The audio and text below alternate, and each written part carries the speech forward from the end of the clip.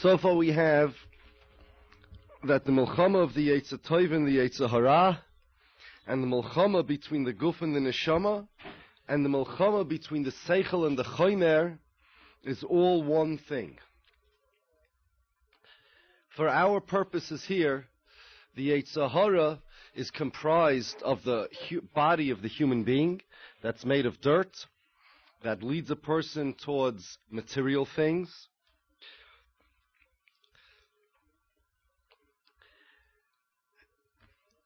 The Yetzer Tov is the person's neshama that leads him towards spiritual things, and the Yetzer Tov and the neshama also manifests itself in the form of the seichel. So the war between the Yetzer Tov and the Yetzer Hara, and the war between the guf and the neshama, and the war between the seichel and the chomer is all one thing. In the Rishonim it says that a person's Yetzer Hara is created as soon as he's born, but a Yetzer Tov he doesn't get till his bar mitzvah. All the bar mitzvah speeches you hear this. Bar mitzvah comes, you get your Yetzer Tov. We understand it a bit better now. When we say that a bar mitzvah boy gets his Yetzer Tov, what it means is that he gets his das. Everybody knows that a cotton has no das and a gadol does. Since the seichel, the das, the intellect of a person, is a manifestation of the Yetzer Tov, that's what tells him to do good. When a bar mitzvah boy gets his das and his seichel, that's what it means when we say he gets his Yetzer Tov. Now, this war between the guf and the neshama causes that the guf and the neshama cannot live b'shalom with each other. When the guf is strong, that weakens the neshama. And when the neshama is strong, that weakens the guf. What I mean is that luxuries and tanugim and pleasures that the guf enjoys, all of this weakens the seichel. It's either or. There's the seichel of a person, and there's the guf of a person. The Rambam writes, quote, says, "Aval in tzir hamuskolois yischayiv laharchik roiv hatanugim hagufiyim." If a person wants to acquire intellectual knowledge, if a person wants to acquire intellectual wisdom, he has to stay away from many physical pleasures. Ki ascholos haseichel yitzayer shechurben hanefesh b'tikun haguf v'tikun hanefesh b'churben haguf. That the nefesh and the guf, the soul and the body, the intellect and the body, are mutually exclusive. And the more one satiates the natural tendency he has to run after physical pleasures, the less he's strengthening the acquired tendency that he should have to run after intellectual accomplishments. A person has to train himself to run after intellectual accomplishments, but he can only do that if he does so at the expense of the tendency to run after physical pleasures. It doesn't mean that if a person's in good shape, that means he can't understand things. On the contrary, it's very important to be in good shape and healthy. We're talking about the desire to run after physical pleasures. A person like that is diametrically opposed to running after intellectual pleasures. Churben hanefesh b'tikun haguf, v'tikun hanefesh b'churben haguf. Sheha'adam kishiyihi aroidev taivois, umagbi hamurgoshois al hamuskolois. When a person pursues pleasures, and he lets his feelings overcome his seichel, meaning he runs after feelings more than he does after intellectual concepts. He wants to have good feelings rather than good ideas. Umavir sichloi l'tavoisav, and he gives over, he surrenders his seichel to his temptations. Ad yachzor kebehema, he ends up closer and closer, he becomes like an animal. Asher lo titzayer lenafsho elo ha'achila v'hashtia v'hatashmish. Only eating, drinking, only physical actions this person becomes interested in. Oz lo yisvoda ha'koyach ha'eloki. Such a person is not going to understand spiritual strength. If a person's constantly running after good tasting food and good tasting wine and physical pleasures, that person, he loses the acquired taste or the acquired desire for intellectual things. The reason is because these are two diametrically opposed. The guf, the physical body, sends a person in one direction, and the seichel sends a person in the other direction, and it's very, very difficult, it's not possible even, to accommodate both of them at the same time. Ratzaloimer ha-seichel, the yoshev oz ki'ilu hu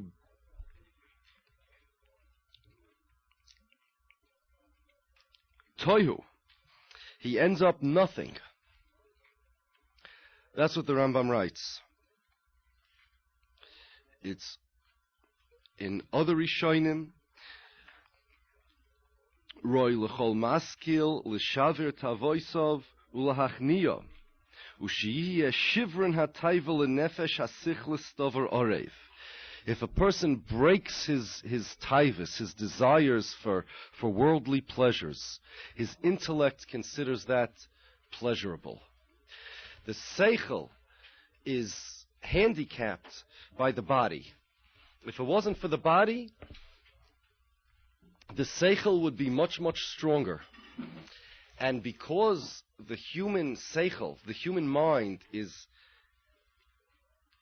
imprisoned inside a physical body, it's limited. And the stronger the physical body is, meaning the materialism of the physical body, the more it runs after these things, so the more entrapped and the more restricted the intellect feels, the neshama. But if a person breaks his taivus and he has discipline and control, and he doesn't run after things like an animal does, run after worldly pleasures, so his intellect, his neshama, gets pleasure from that. The Alzeh Omar Shlomo HaMelech says, V'kan taiva nihiyeh torev lenefesh, hataiva hanishberes davar mosuk v'orev lenefesh hamaskil. If a person breaks a temptation, it may feel painful to the body, but breaking a physical temptation is the most pleasurable thing for the neshama and for the seichel. Umipnei shameshaver tavosoi hu sur meira al kein omar v'toyavas ksilim sur meira ki mashu hu orev lenefesh hamaskil hu dover metuav l'ksil l'fishu hofchai. If something is pleasurable to the intellectual, to the spiritual man, that same pleasure for the spiritual, intellectual man is considered painful to the fool, to the materialistic man. There's two separate acquired tastes. There's the taste of the neshama, of the intellect, and the taste of the body, of the material. And one is mutually exclusive of the other.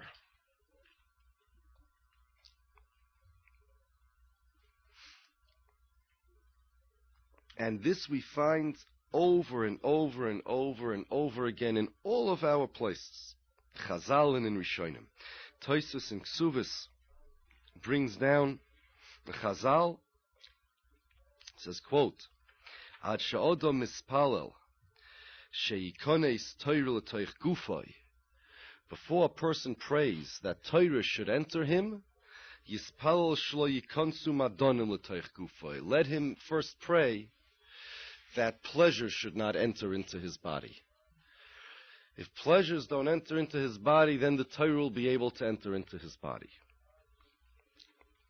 Now, again, this is not to say that a person shouldn't take care of himself. On the contrary, he should. And the truth is, it's perfectly in line with what we're saying, because taking care of yourself is actually not so pleasurable. Now, in the short run, it takes a lot of discipline, and it takes a lot of self-control. We're talking just the opposite of discipline and self-control. We're talking about running after materialistic pleasures. When a person does that, he weakens his neshama and he strengthens his yetzer hara. Even if he doesn't do any Averis per se. What he does to himself is he strengthens his Yetzer Hara and he weakens his Yetzer Tov, strengthens his Chomer and weakens his Seichel, strengthens his Guf and weakens his Neshama. Because what we are learning here is that there's a war going on between the Guf, between the physical body part of a person and the Seichel of a person. And they are, the strength of one automatically implies the weakness of the other. Now, in the Sefer Chochmah U'Musar, he says that all the philosophers say that binyan hanefesh churban leguf, that the more you build your neshama, the more you bring down, the more you weaken the body. He says it doesn't mean kipshutai. He says on the contrary, we find in the Gemara Nedarim that strong neshama means a strong guf. There's Gemara Nedarim daf mem tes. Panecha doimim lemegadle chazeirim umalve beribis. But chochmas odom toyer ponov, meaning that if a person is a wise man, toyer ponov, you can see it literally on his face. His face lights up. Chochmas odom toyer ponov. So it's not to be taken 100% that the guf and the neshama are always enemies. That's what it says in the Chochmah U'Musar. The truth of the matter is that it's true regarding a person's face, but a person's face is an exception. It doesn't show anything about the rest of the body. Ramchal writes in Das Tfunos, and it's earlier even in the Sefer Shefat Tal. He writes that in the Hakdama that the neshama of a person is seen through a person's face. A face of a person reflects what is inside a person's neshama. It's the only part of the body like that. There's a special koyach of a person's face. If you know how to read it, if you know how to recognize it, you'd be able to tell a lot about a person's neshama by looking into his face. It's an expression of the deepest parts of a person. There's a famous Noida B'Yehuda, Tshuvas Noida B'Yehuda, that says that there was a case where a woman was an agun, her husband was missing, and there are two pairs of witnesses. One pair of witnesses said, we saw her husband dead, and here's the description. And another pair of witnesses said, we saw the husband alive, and here's the description.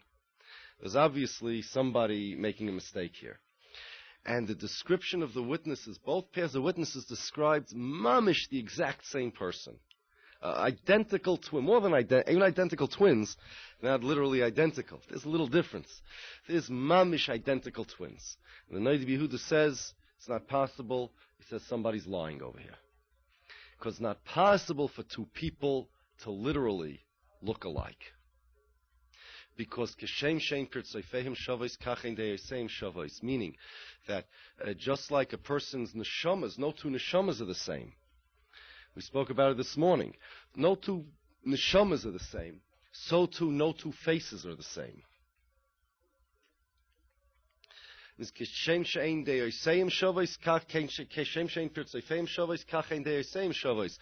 Gemara says, just like no two people's faces are the same, so too their ideas, their intellect is not the same. Their opinions aren't the same. And now we see that it means it's not just a mashal. Literally, one has to do with the other. A person's neshama is reflected through his face. Misas haguf hisibas hachayim lanefesh. When the guf finally dies, therefore, the neshama starts to live. The guf is a hindrance, a handicap, an anchor that weighs down the neshama. That's why Shlomo HaMelech said, Yom HaMoves miYom Hivoldoi. It's better is the day of death than the day of being born. He doesn't mean chas v'sholom that it's better to be dead than to be alive. If that's true, then Hashem wouldn't make us alive. But rather it means that when a person dies, his neshama can finally live in Olam Haba, his neshama can finally live peacefully.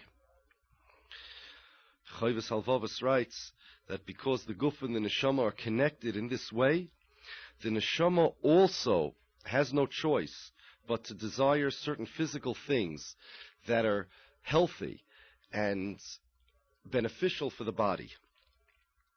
In order for the neshama to have menucha from the pains of the body and for things that damage the body. So the desire to be healthy, the desire to do things that are good for your body, is not the taivas that we're talking about that are the enemies of the neshama. We're talking about just plain the type of stuff that it's even bad for your body. It's even bad for your guf, but it's just pleasurable. The pleasurable things that are unhealthy, those taivas that people run after, those are the worst enemies of the neshama. And when a person runs after those, then he weakens his neshama. Rav Sajigoin writes that because the neshama is connected to the guf, even though they're enemies, they kind of get used to each other a bit. To the point where, when the neshama has to leave the guf, it has tsar. It's like when a person lives in a house for so long and the house gets destroyed. So even if he's going to have a much nicer house now, he kind of develops an affinity for his house no matter how rickety it is. So too the neshama, because it's connected to the guf, it develops an affinity for the guf, even though they're enemies, so that the neshama has pain after it leaves the guf. And when a person dies, when the guf is destroyed, the neshama has tsar over there. And he says that the tsar that a neshama has when the guf is destroyed, meaning when a person dies, is relative to the amount that a person considered his body important in this world. Remember, your neshama is the same as your intellect. And the part of your intellect that's primarily your neshama is your decisions, your bechira choices. And if a person chooses in this world to value his body so much over his neshama, then that means that his bechira choice, his neshama actually is what is more connected to his body. If somebody doesn't, you decide how much your neshama is connected to your body, how much your neshama takes a liking to your guf, because you decide what your neshama wants to an extent. And here, if you decide, you as a person decide that your body is so important to you that you treat it like, let's say, the ikar, and the neshama is the tafel, that you go after material things as opposed to spiritual things, that means when you say you love your body so much, that means even to some extent your neshama loves your body so much. And that means that when the body disappears, the neshama is going to have a lot of pain, simply because you chose the importance of the body.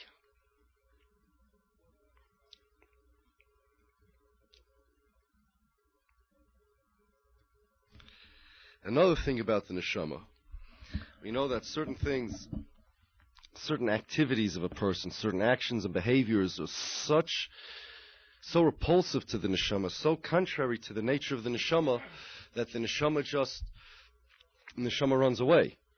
We mentioned that the word chet, it means emptiness, a hole, or something that's missing. And when a person does an aveira, he creates a gap in his neshama, because the neshama can't live together with aveiras.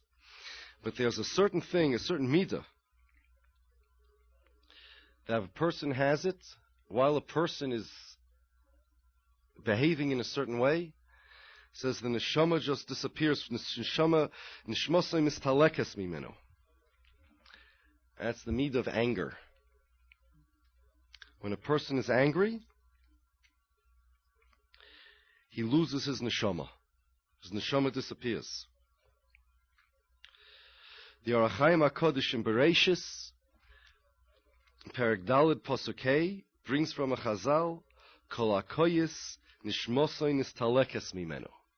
When a person gets angry, the neshama just disappears from him. He runs away. It runs away from him. Now, the Orach Chaim HaKodesh doesn't bring the source. There is a Zohar that says something similar, but not exactly the same. Maybe somewhere else it says where the source is, but I haven't found it yet. The Zohar says that a person has to be careful when he's angry, lest he lose his neshama. He has to watch out, because his neshama can disappear from him.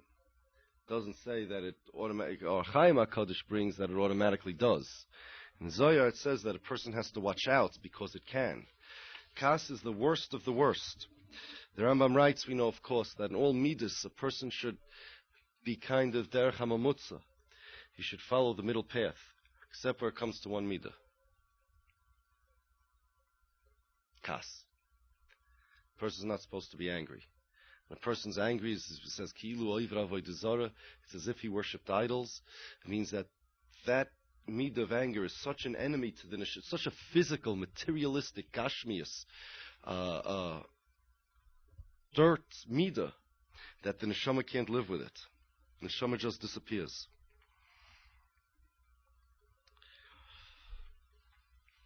There's another midah we mentioned last week that actually comes from here. We have a midah that actually comes from the guf, that's such an enemy of the neshama. We said last week that the midah of gaiva is actually comes from the neshama. And Chovos Halvavos writes that if a person's a tzaddik and doesn't do averis, he has to worry then about something worse than averis. So what's worse than averis? The student asked the wise man. He said gaiva.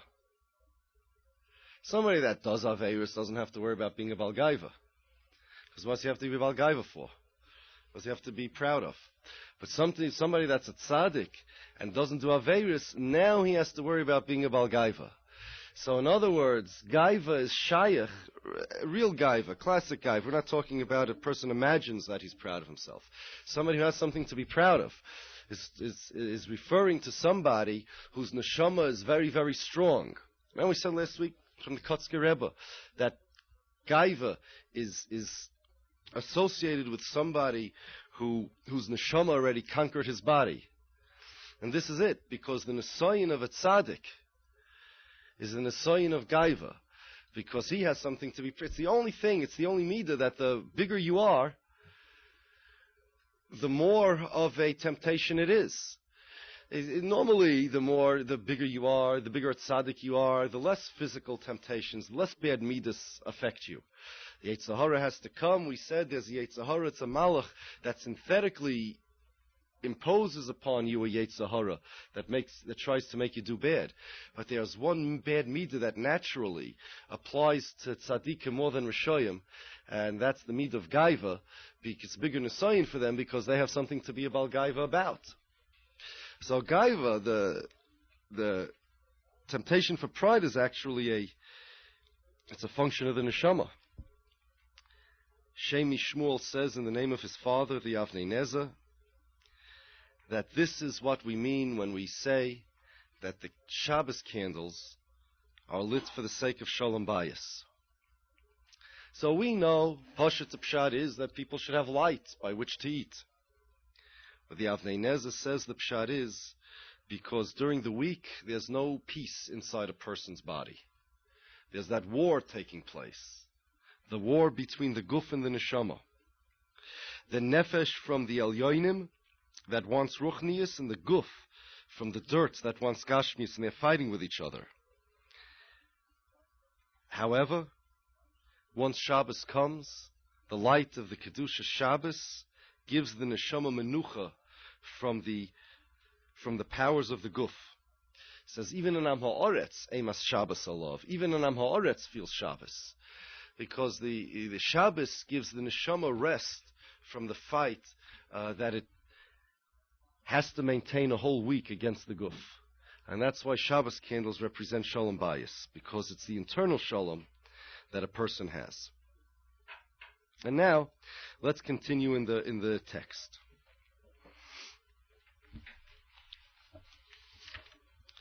It says, "V'timtza beinehem milchama." There is a war between them, between the guf and the neshama.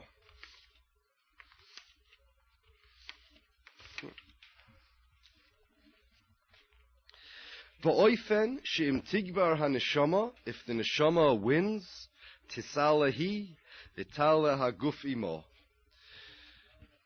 The neshama will be elevated, and the guf, the body, will be elevated with the neshama. Now, and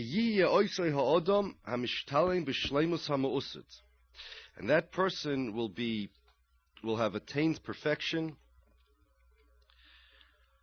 that will enable him to acquire olam haba, the shleimus that's going to happen in the future. And if a person allows that the material part of him will be victorious, hine yashpil haguf v'tishpal nishmasoi imoy. Not only will his body go down, but it'll drag the neshama down as well. Now, let's take this piece by piece. The Ramchal says over here that it's not merely that if the neshama beats the guf, the neshama is the victor.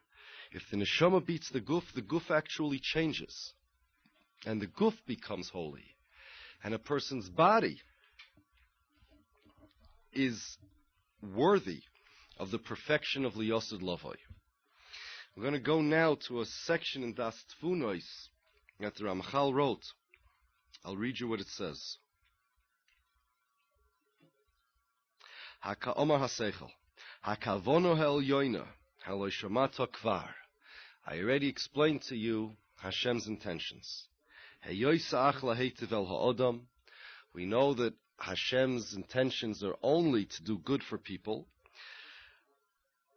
Luzzato is b'masav v'mash yisakein atzmo v'yashlim v'riyosoi. By way of people fixing themselves and the creatures and the creations becoming perfect.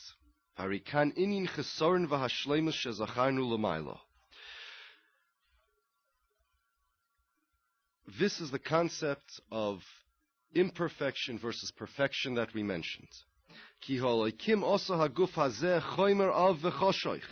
HaKadosh Baruch Hu made a body materialistic, dark, and low.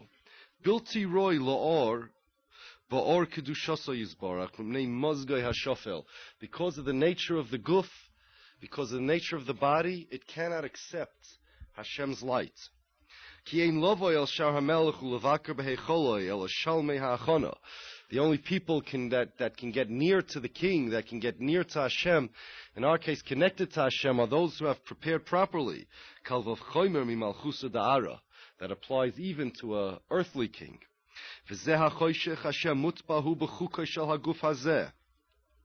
The darkness that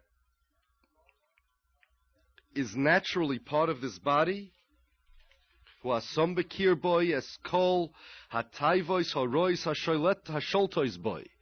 all the evil and bad temptations that rule over the body.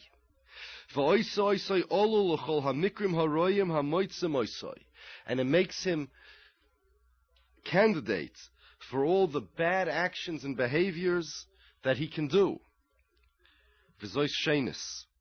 But on the other hand, also neshama hatahira, he made a pure soul, that was made literally from under, that's taken from under the kisei hakavod.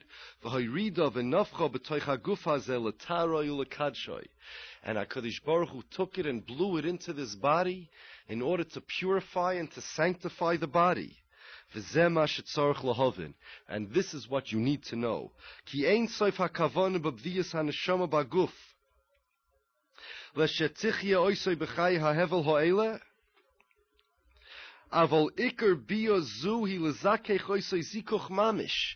purpose of the neshama going into the guf is not merely to animate the guf, but the purpose of the neshama going into the guf is to cleanse the guf, is to purify the guf. You ask somebody, why did Hashem give you a neshama? It's not because without a neshama you wouldn't be alive. That's peripheral. That's secondary reason. The reason Hashem gave us a neshama, Hashem could make us alive without a neshama. Hashem gave us a neshama in order to purify our guf. Laha'aloisoi mishofel madregosoi hachomris. V'chashecho el hamadrego el yoina. To take it away, to elevate it from its low physical level, and to bring it up. Lihiyois kemaloche ashares. The body itself is designed to be high as the Malachi Ashares. And we find such a thing happens by Moshe Rabbeinu. He purified his physical nature until he literally reached the level of a malach. They saw the light shining from Moshe's face. When Eliyahu Navi went to Shemayim alive. What does that mean? Where does a guf go in Shemayim? What is a guf doing in Shemayim? The answer is, if you sanctify your guf and you purify it through Torah and mitzvahs, it indeed is worthy of being up there with the Malachei Ashares. It's it's not on a lesser level. Achar, asher zikiku es chomriyusam v'zikuch godol. Achar derech asher bo tuchal haneshama l'zakech es gufa, halayhu b'maseh hamitzvahs v'kiyam ha'Torah. The way the neshama purifies and sanctifies the body is through doing mitzvahs and fulfilling the Torah. Kiner mitzvah v'Torah or.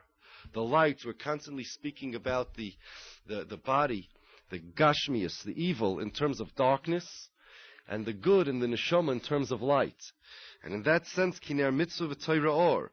V'kol ma shehi marbe liknois Torah mitzvahs, marbe zikuch leguf hahu. Uzchus liatzma, she mekayemes ritzoin koina.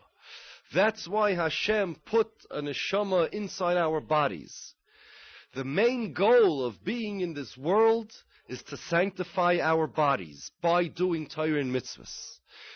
The Torah and mitzvahs are a means.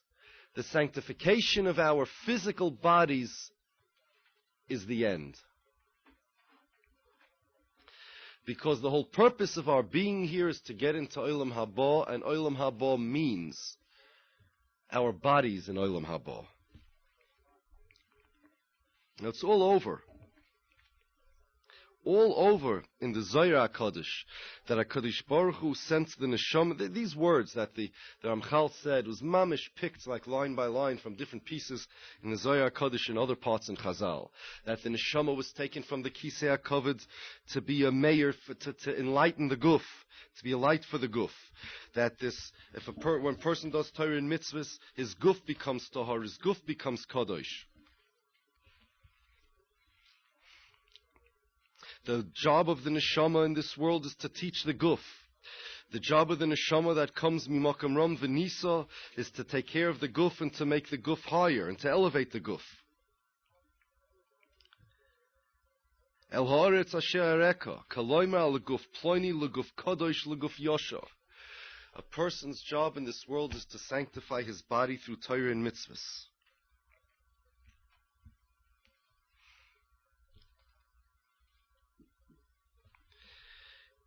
Before, if you notice in the Machzor for Yom Kippur, there's a Piyut Borchi Nafshi. Rabbi Yehuda Halevi wrote it. It's before Ne'ilah on Yom Kippur. In there it says that the neshama was sent to Olam Hazeh, l'lamed haguf lahaskilu lahetiv, to teach the body to be smart and to do good. The Shloah HaKadosh writes that a human being was made out of kasnois or guf noki, or with an aleph. Very holy physical makeup a human being is made out of. V'yachakach nislavesh beguf ochor. And afterwards, the dark material body is given to him. Because a person always has the potential to elevate the body to a higher level.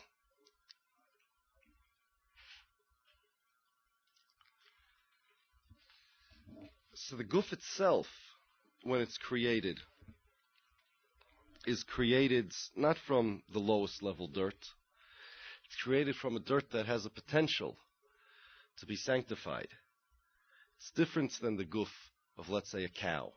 Even though it's both made physically from the same stuff, but the guf of a person is higher than the guf of a cow. Because the guf of a person has a potential to be elevated and to become literally like the Malachei Ashores. Now there's a machloikis rishonim regarding Olam Haba.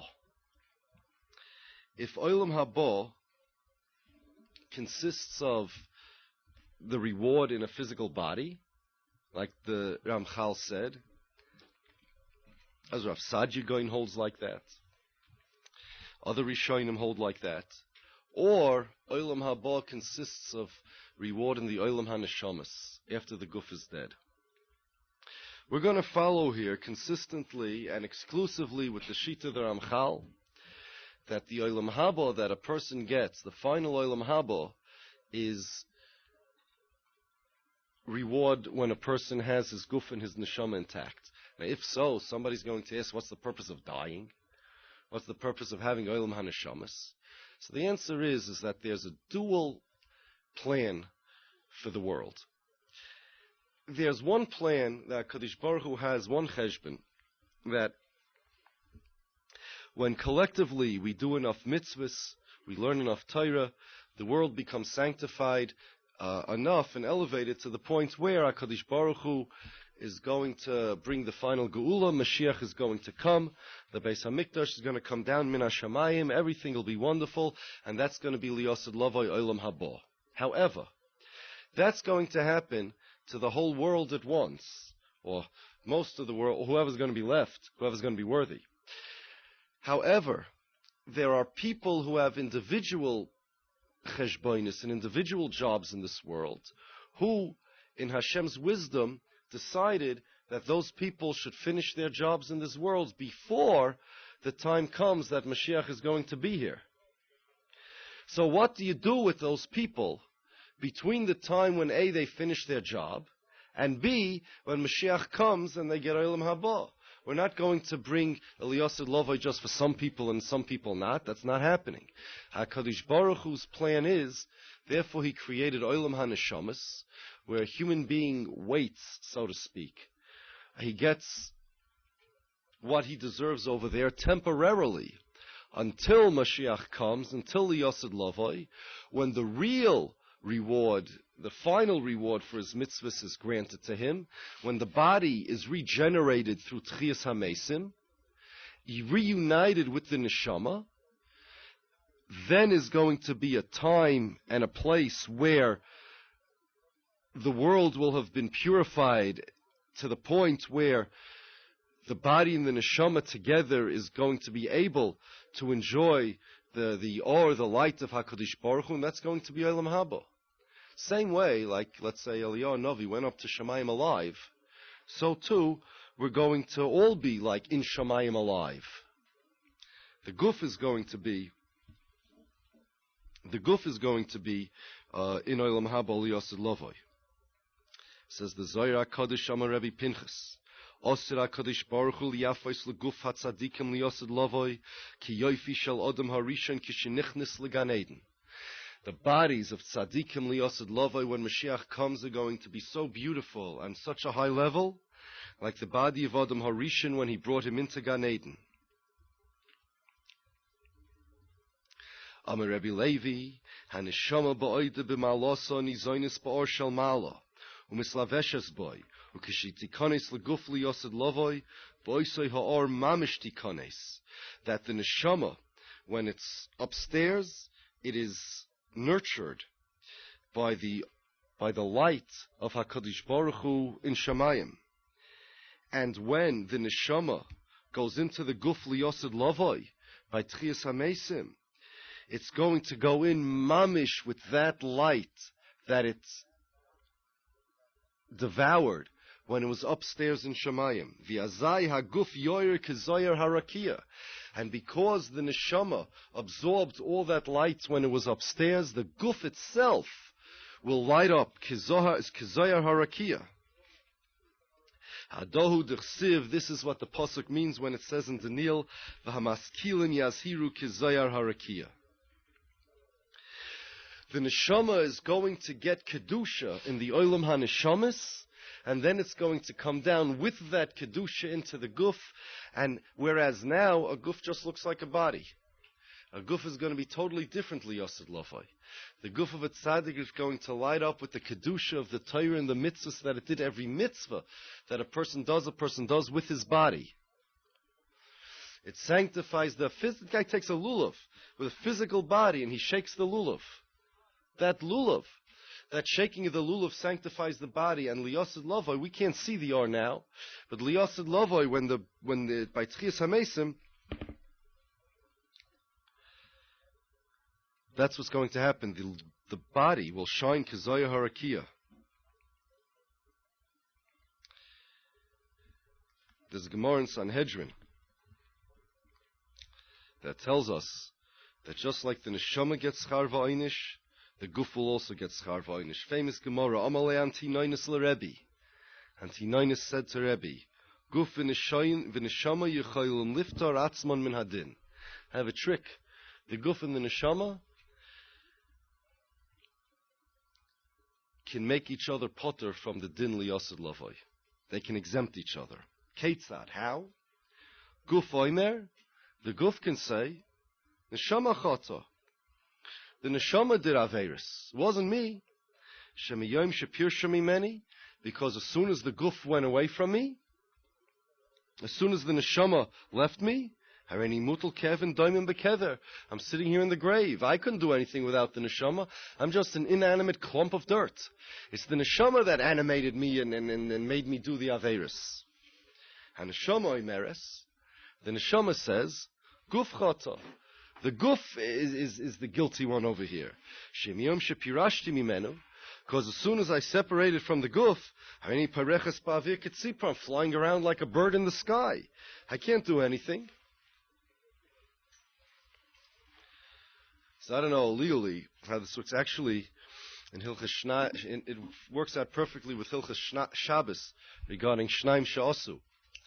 But that's the claim that the guf and the neshama make liyasud lavai. So Amar, he said to him, Em shalacha moshel, l'maha dover doime.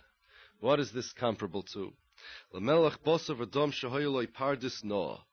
A regular king had a beautiful garden. V'hayaboy b'chayros nois, v'hoyshiv boy shnei shomrim. Echad chiger v'echad suma. Rochav chiger al hasuma v'havim v'yochlam. There was one that was blind, and there was one that was crippled. And what happened was they couldn't eat they couldn't steal anything, couldn't take anything, because one couldn't see where they are and the other couldn't get to it. So what happened was the blind person took the crippled person on his shoulders, and he walked the crippled one wherever they was, and they ate it. The owner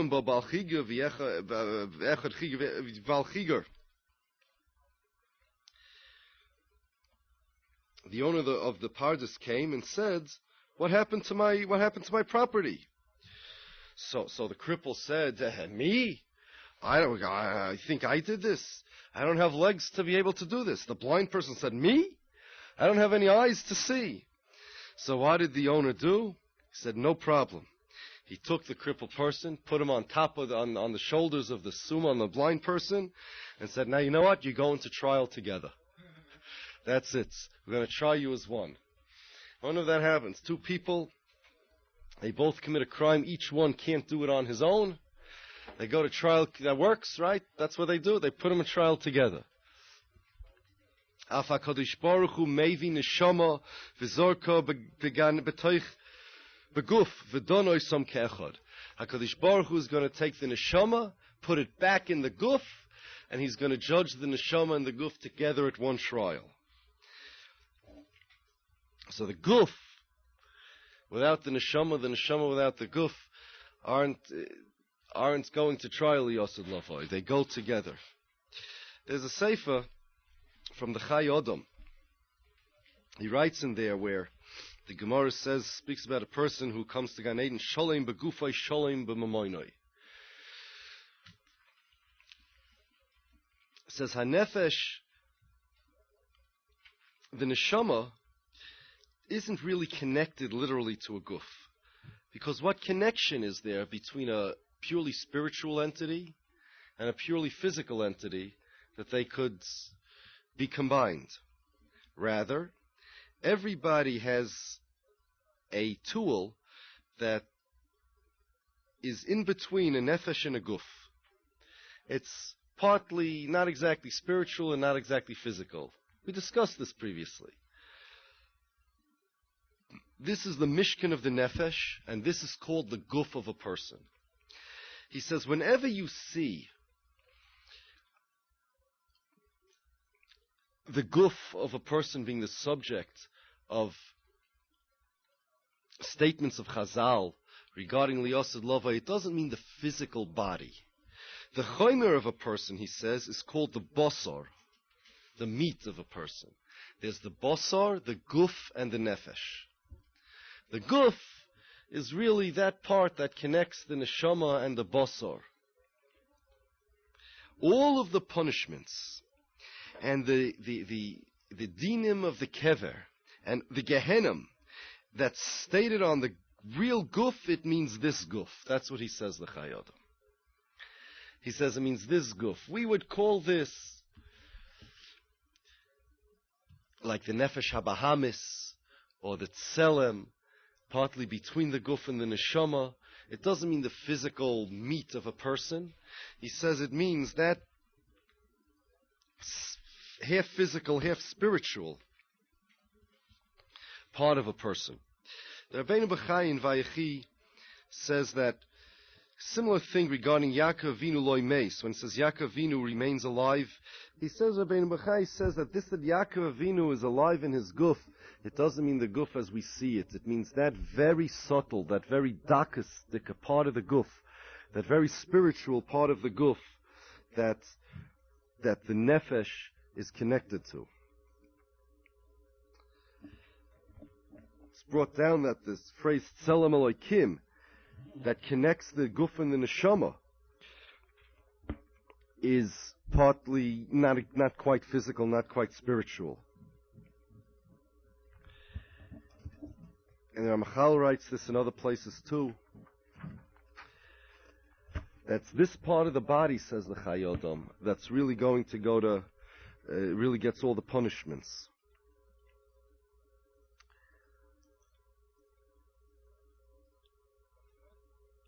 Rav Sajigoin writes in Amunas V'Deis that the guf and the nefesh have one job.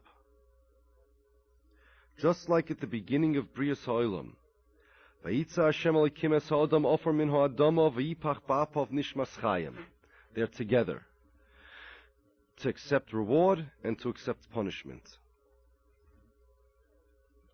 We find many people confused about this, he writes. There are those that think that reward and punishment is only for the neshama. There are those that think it's only for the body without the neshama. They're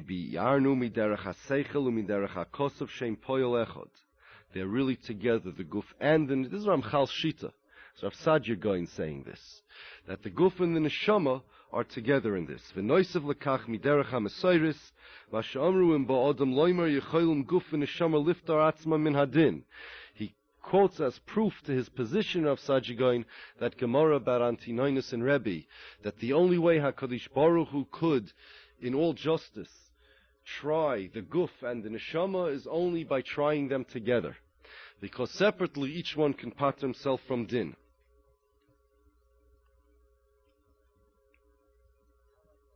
Says the Shaloh HaKadosh Baruch Hu gave us the Teiras Emes, that through Teiras Emes we will be worthy of reward liyosad lavoi. And Hashem gave us mitzvahs that make a roishem on the guf, that make the guf nitzchi, they make the guf eternal. They show us the mitzvahs, the fact that mitzvahs are physical, show us the nitzchius of the guf, just like the nefesh. Now, he says, presently, the guf is chai b'mikra u'meis be'etzem. meaning the body is synthetically animated. A body is really a dead piece of meat, and it's animated synthetically, artificially, circumstantially through the neshama. The neshama is the opposite. The neshama is intrinsically alive. It's handicapped circumstantially by the guf. Liyosid lavoi, there's going to be a complete marriage, he says, between the guf and the neshama. The arastich li be'emuna, that's what it means. The guf and the neshama together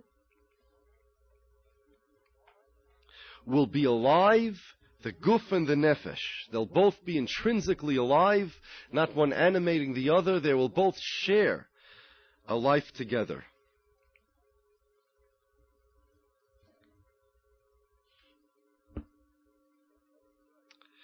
Sfas Emes writes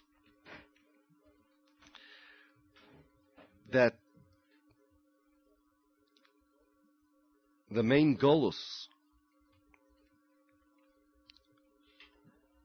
definition of golus, is the shibud of the neshama to the guf. It says really, by default, all the goyim should be subservient to Klal Yisrael, because that's the natural order of things.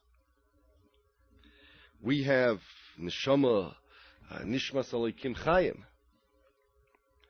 However, it's not the way it is. Klal Yisrael is meshubah to the goyim in golus. The reason is, says the Sfas Emes, because human being, a yid, is a microcosm, and we have our own guf and our own neshama. And if we take our guf and make it subservient to our neshama, the physical part that God gave each of us, and we make it subservient to our neshama, then God will make the physical parts of the world, the physical people of the world, subservient to the spiritual people of the world, Klal Yisrael, and everything will be beseder. But unfortunately, because in the weak generations that we made the guf ikar and the neshama tofel, we made the neshama subservient to the guf, so that affects nature. When we make our neshama subservient to our guf, it affects all of nature. And the neshama people become subservient to the guf people of the world, and that translates in one word, golus. If we want to get out of golus, we have to just change the nature of the world by making the physical things subservient to the spiritual parts.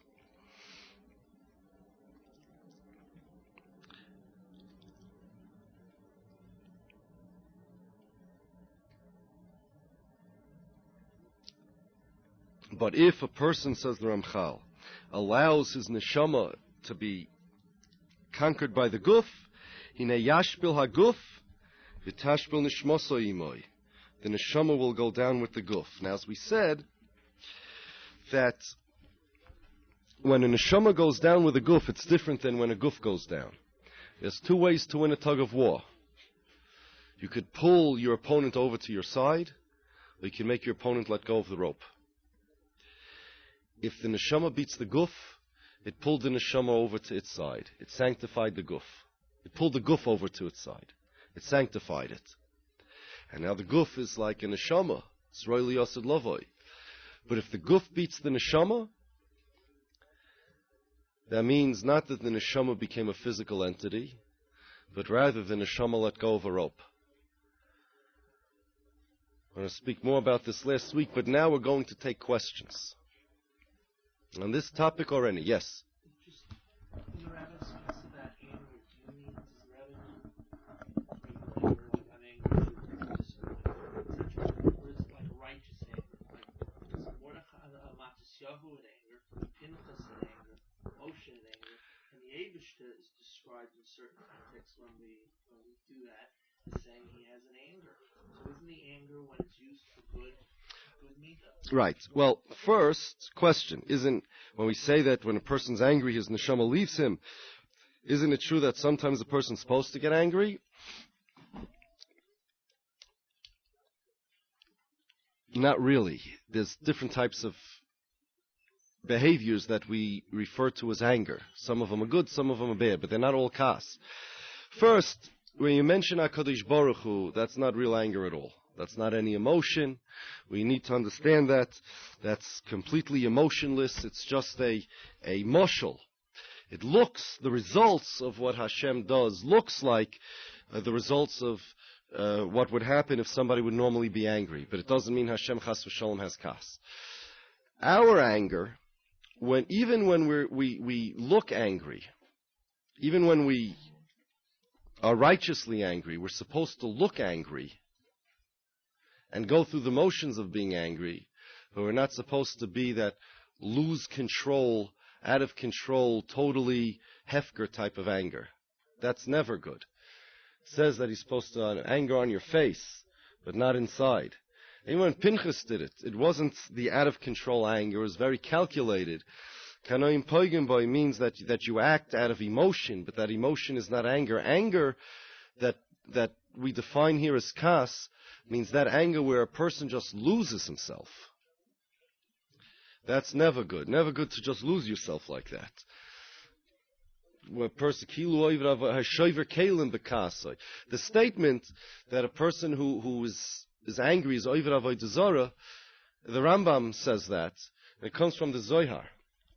We know the Rambam didn't have the Zohar, but the Rambam had midrashim that we don't have.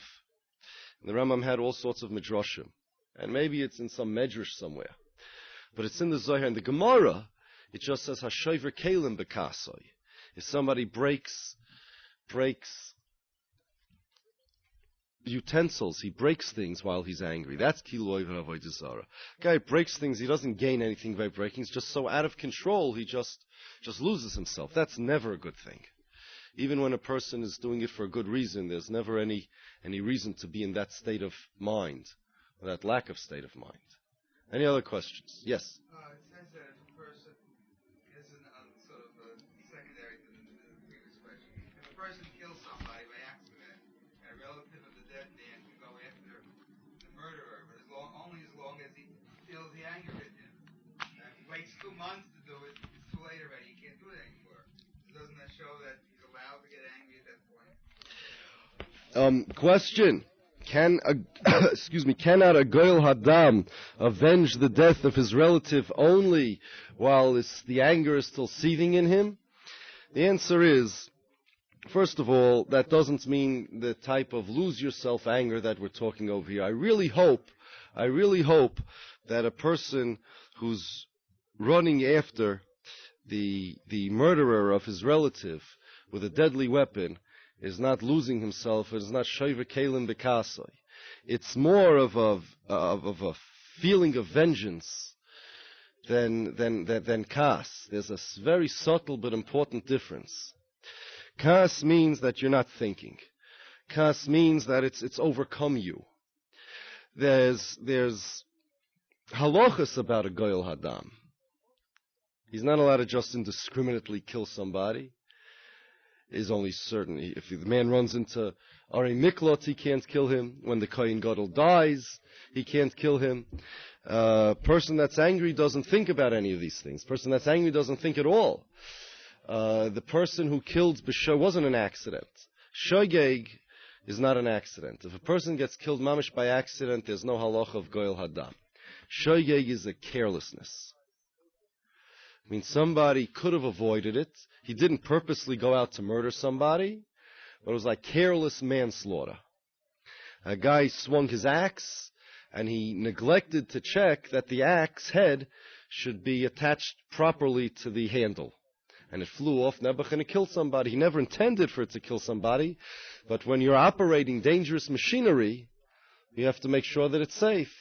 That's not purposeful murder, it's not premeditated murder, and it's not even any type of murder because he didn't want to kill anybody. If you ask him, do you want to kill somebody, he didn't go out and even decide on the spot to kill somebody, but he was careless enough that in his carelessness somebody got killed. So because of that, only in that case a goyal hadam is allowed to go out. But if it was really mamish an accident, total accident that wasn't due to carelessness, no goyal hadam. It's not anger, it's a spirit of vengeance, of righteous vengeance. But it's not anger. Anger is a feeling that we're not supposed to have. Sometimes hard to tell the difference. But kas is never good. Anything else? Yes. Eliyahu Hanavi's book was so great that he was able to go up into Shemayim. Moshe Rabbeinu, on the other hand, was told by Hashem that nobody can see me and live. That means Eliyahu Hanavi was much greater than Moshe Rabbeinu. Oh no. The question, if Eliyahu Hanavi went up to Shemayim alive, and Hashem told Moshe Rabbeinu that nobody can see me and live, so that means that Eliyahu Hanavi was greater than Moshe Rabbeinu. The answer is that even though Eliyahu Hanavi went up alive,